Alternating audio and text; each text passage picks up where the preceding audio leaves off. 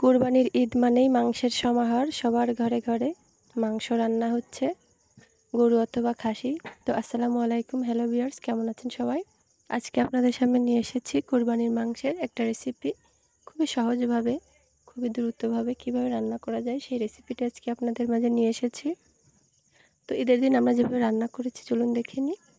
তো হাঁড়িতে নিয়েছি পেঁয়াজ কুচি, দিয়ে নেব পরিমাণ মতো শুকনা মরিচ বাটা। আজকে আমাদের রান্নাটা আসলে একটু ঝাল ঝাল হবে, তাই মরিচের পরিমাণটা একটু বেশি দেওয়া আছে, যার যার টেস্ট অনুযায়ী দিতে হবে। তো এবার দিয়ে নেব রসুন বাটা। আজকে আমি 6 কেজি গরুর মাংস রান্না করব। তো এবার দিয়ে নেব জিরা বাটা,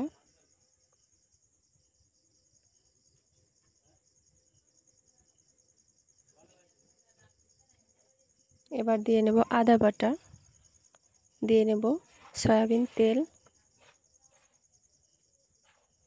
তো এখানে আধা লিটার থেকে অল্প একটু কম আছে। দিয়ে নেব পরিমাণ মতো লবণ, দিয়ে নেব পরিমাণ মতো হলুদ। সব মশলাগুলো একত্রিত করতে হবে।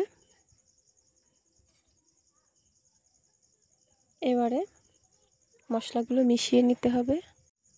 এই রান্নাটা আসলে প্রাচীন রান্না, নানি দাদিরা এভাবে রান্না করতো, তো আমরা কুরবানির দিন এভাবে রান্না করি। তো এবারে মশলাটা সুন্দর মতো মাখিয়ে নিতে হবে।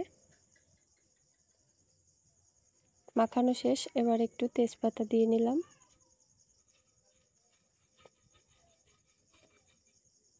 এবারে মাংসগুলো দিয়ে নেব। মাংসগুলো আগে থেকেই ধুয়ে তারপর ঝরা দিয়ে রেখেছিলাম।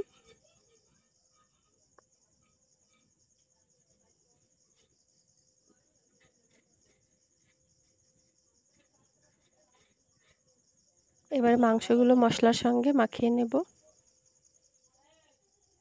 তো এটা হাতের সাহায্যেও করা যায়, তো আমি হাত দিচ্ছি না, যেহেতু গরমকাল, ঝাল লেগে যেতে পারে। তো এভাবে মাখিয়ে নিতে হবে ভালোভাবে বেশ কিছুক্ষণ।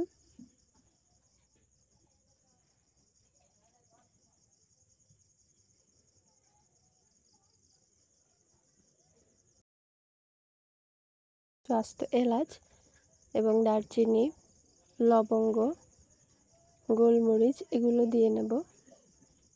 সব কিছু আস্তই দেবো এখানে, আমি এগুলা বেটে দেব না। এবার একটু পানি দিয়ে নেব। এই পানিটাই আসলে আমার ফাইনাল, যেহেতু আমি অল্প আছে এটা রান্না করব আর একটু দমেও দেব, সেজন্য পানির পরিমাণ অল্প থাকবে। এই যে আরও একটু পানি দিয়েছি। তো আমার প্রায় আধা ঘন্টা পর দেখুন এই অবস্থা।